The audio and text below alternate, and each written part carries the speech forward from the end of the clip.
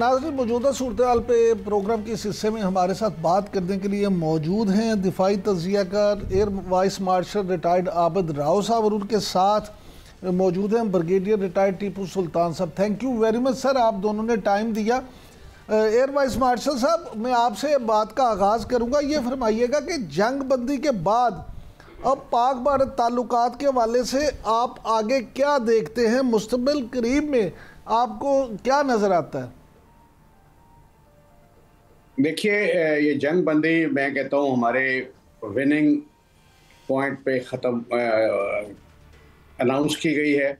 इसलिए पाकिस्तान का confidence genuinely बहुत हाई है और आगे आपको अब अपनी खारजा पॉलिसी ख़ास तौर पे कश्मीर के बारे में, आम तौर पे बाकी दुनिया के बारे में आपको रीराइट करनी होगी या रिविज़िट करनी होगी कम से कम। फॉर एग्ज़ाम्पल, इसकी सबसे बड़ी चीज़ ये है कि इंडिया ने जो आपको लाइटली लिया हुआ था 2014 से, जब से मोदी गवर्नमेंट आई थी, इन्होंने कोई कसर नहीं छोड़ी थी पाकिस्तान को कहीं भी वो नीचा दिखाने की।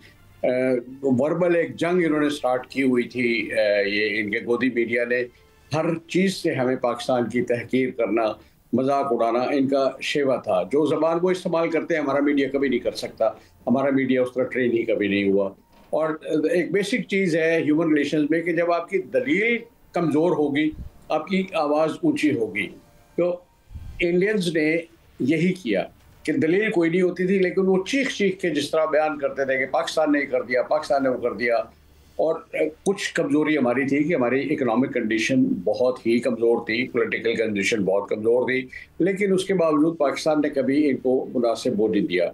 इस चीज़ से इनको शय मिली और इन्होंने पहले 2019 में कोशिश की, उसमें बुरी तरह शर्मिंदा हुए। वो क्या ऑपरेशन बंदर था, तो ये बंदर खुद बने उसमें। अब ऑपरेशन सिंदूर के नाम से इन्होंने उसको रिपीट किया और स्केल बढ़ा दिया। उसमें इन्होंने इंटरनेशनल बॉर्डर क्रॉस नहीं किया था, इस दफ़ा इन्होंने वो भी किया।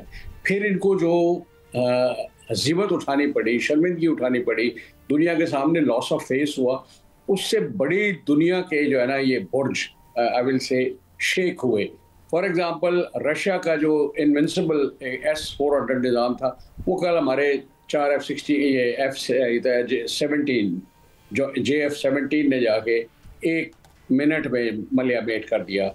इनके राफेल, जिसका इन्हें बड़ा गुमान था, दुनिया के बेहतरीन जहाज़ों में उसका शुमार होता है, उसकी एवियोनिक्स, उसके वेपन्स और उसकी परफॉर्मेंस के हिसाब से वो दुनिया का I mean one of the best aircraft. France उसको 1980 से डेवलप कर रहा है, उनको 10 साल लगे हैं उस जहाज़ पे वेपन्स क्वालिफाई करने को, फिर उन्होंने उसको सेल के लिए रखा है।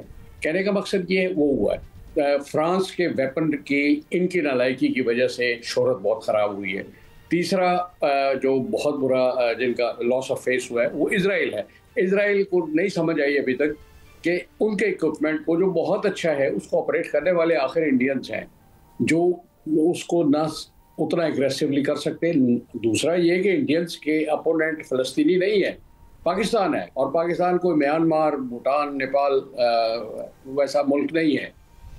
तो उस हिसाब से फ्रांस का भी, इजराइल का भी, जो चौथा मेरे नज़दीक सबसे बड़ा लॉस ऑफ फेस हुआ है वो अमेरिका का हुआ है। उसका ये स्ट्रेटेजिक पार्टनर है, इसको वो तो कब से प्रिपेयर कर रहा है चाइना के साथ जंग करने में।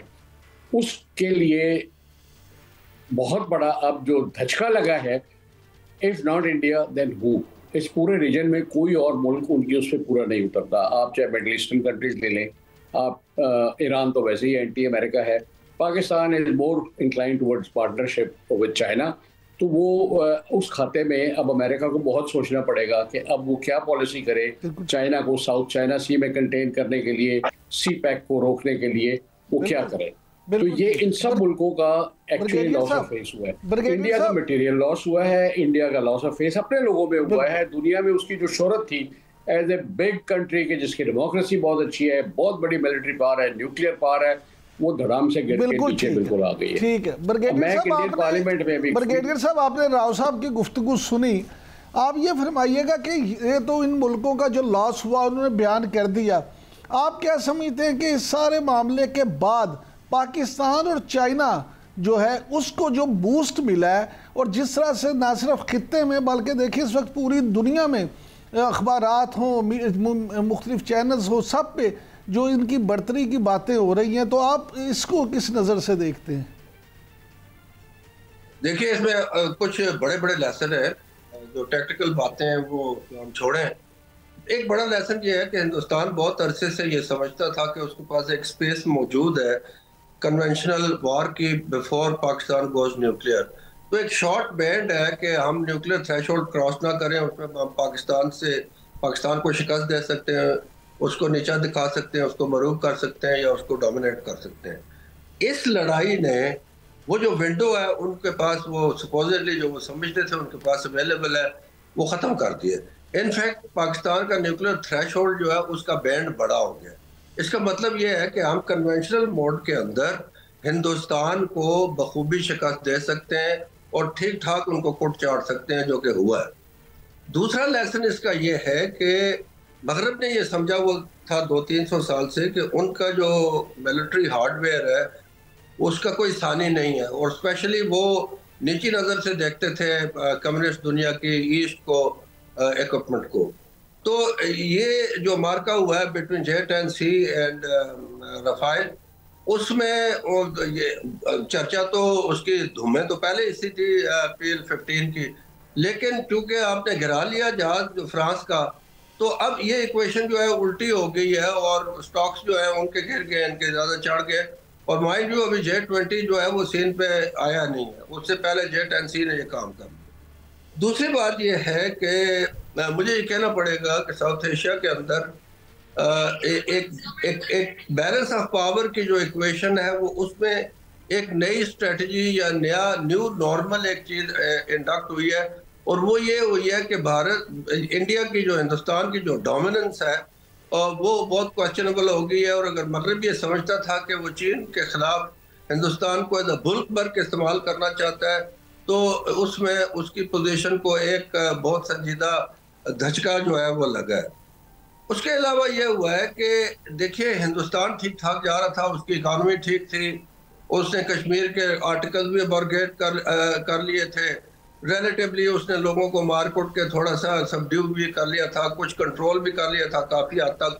गो के उनके दिल कभी भी नहीं उनके साथ है, ना होंगे। लेकिन और ये चीज़ करके और पाकिस्तान से शिकस्त खा के उन्होंने एक तो कश्मीर का जो मामला है उसको उजागर कर दिया, सारी दुनिया अभी कश्मीर को फ्लैश पॉइंट का कह रही है, और अपना स्टेचर जो है वो दुनिया में काम कर लिया और क्वेश्चनेबल कर लिया। आपको पता है कि मगरबी मीडिया ये कह रहा है कि पाकिस्तान ने जब उनके ऊपर हमला किया फजर के वक्त कल, तो उसके बाद उन्होंने घुटने टेक दिया। 10 बजे करीब उन्होंने अमेरिका को कहना शुरू कर दिया कि जी हमारा सीज फायर करा दो। उनका मीडिया में देख रहा था वो उल्टी बातें कर रहा है, और अब वो टेक्निकल मोड में या LOC के ऊपर कुछ महाज खोलना चाहते हैं, बिकॉज वो कह रहे हैं कि LOC की जो है ना वो वायलेशन हो रही है। अब बात यह है कि जी पाकिस्तान को उनसे जो नेगोशिएशन करनी है थर्ड पार्टी के साथ, पहले तो बात यह है कि 2 दहाइयों से ये कहता रहा है हिंदुस्तान के हमारा मामला जो पाकिस्तान के साथ है उसमें कोई इन्वॉल्व नहीं हो सकता, हम खुद डील करेंगे पाकिस्तान के साथ, और हम पाकिस्तान से बात ही नहीं करते। 20 साल से तो ये हो रहा है। अब न सिर्फ उनको एक थर्ड पार्टी की मेडिएशन कबूल करना पड़ी, बल्कि एक सीज फायर जो है वो ह्यूमिलेशन से, एक बेइज्जती से कबूल करना पड़ा। एकदम उनको रिक्वेस्ट करनी पड़ी कि जी ये होना चाहिए। तो अब जो पाकिस्तान उनके साथ नेगोशिएट करेगा उसमें ये एक बात ज़हन में रखिएगा कि हिंदुस्तान की डिप्लोमेसी जो है अय्यारी पे मबनी है, वो धोखाधड़ी पे मबनी है। उन्होंने पहले भी अक़वाम आलम को बहुत धोखा दिया है, अब वो पाकिस्तान को खास तौर पे धोखा देना चाहते हैं, और पाकिस्तान को वो कोई कंसेशन नहीं देंगे, मैं आपको ये बता दूं। लेकिन पाकिस्तान अगर अपनी डिप्लोमेसी करता है from a position of strength, बाकी दोस्तों को साथ मिला के, तो हिंदुस्तान को वो मजबूर कर सकता है कि वो किसी तरीके से कुछ थोड़ा बहुत इंसानियत या थोड़ा बहुत ईमानदारी या थोड़ा बहुत उनको रमक जो है वो दिखाएं, जिसका मुझे जो है वो उम्मीद नहीं है कि वो दिखाएंगे। अब हिंदुस्तान के अंदर जो उन्होंने अपने आप को जख्म लगा के अपने बंदे मार के हम पे वो चढ़ दौड़ते हैं हर वक्त, वो भी उनका नैरेटिव जो है वो हिंदुस्तान में सारे लोग जो दिखा रही हैं, जो सीरियस किस्म के लोग हैं, जो संजीदा लोग हैं, उनको वो क्वेश्चन कर रहे हैं। इसके साथ मुझे ये कहना पड़ेगा कि देखिए आफ्टर ऑल अगर आप हमने ये विटनेस किया है, क्योंकि आजकल की जो लड़ाई है वो टेलीवाइज्ड है, सोशल मीडिया के ऊपर है, हर एक हाउस होल्ड को पता लगता है कि क्या हो रहा है। ये पहले की तरह बात नहीं है कि एक गेट अवे मैन होता था, वो बैटलफील्ड से जो बच जाता था वो आके स्टोरी सुनाता था लोगों को, जो है वो 2 साल बाद या 1 सदी के बाद पता लग जाता था कि असल कहानी क्या है। अब तो फटाफट पता लग जाता है कि क्या बात है। और इसके अंदर हिंदुस्तान के साथ जो हुआ है वो उनको ये पता है, बखूबी पता है, तो वो बड़े केयरफुल होंगे कि ये काम जो है ना करें। पाकिस्तान को उनके साथ जो नेगोशिएट करना है पानी के साथ, या जो हर वक्त जो है वो लड़ाई करते हैं, हमारे साथ चढ़ दौड़ते हैं, छोटी सी बात को एक्यूज करते हैं वो।